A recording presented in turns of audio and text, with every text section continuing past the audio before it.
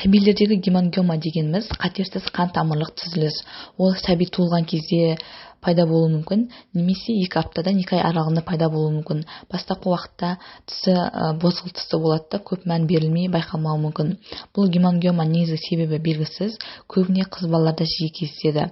Гемангиоманы өршітуші мүмкін деген факторлар бар. Ол жүктілік кезінде анасының әртүрлі инфекциялық аурумен ауруы, анасының зиянды әдеттері, ішімдік, шылым шегу сияқты әртүрлі дәрілік заттарды қолдану, сәбидің шала туылуы, плаценталық қан айналым жетіспеушілігі сияқты әртүрлі түрткі факторлар болуы мүмкін.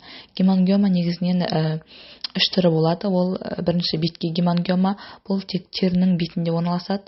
Одан кейін терең гемангиома немесе каверноз, ол терінің астындағы тері асты қабатында орналасады. Одан кейін аралас түрі, бұл бетінде де тері астында да тері асты клетчатка қабатында да орналасатын гемангиома. Гемангиома негізінен 3 кезеңі болады. Бірінші кезеңі активті өседі гемангиома. Бұл 4 айға дейін созылуы мүмкін. Одан кейін екінші кезең тұрақталу кезеңі. Бұл кезде гемангиома өспейді, тұрақталып тұрады. Және оның бетінде бозғыл түсті дақ пайда болады. Одан кейін үшінші кезеңі гемангиома мөлшері қысқара бастайды және өзінің эластикалық қасиетін жоғалтады. Бұл 8-10 айға сәйкес келеді. Гемангиома көп жағдайда 3 жасқа дейін немесе 1 жасқа дейін өздігінен кетіп қалады. Көбіне 1,5 жасқа дейін 30% жағдайда кетіп қалады және 3 жасқа дейін 50% жағдайда кетіп қалады. Кейбір жағдайда 9-10 жас, яғни пубертантты кезеңде 90% жағдайда кетіп қалады.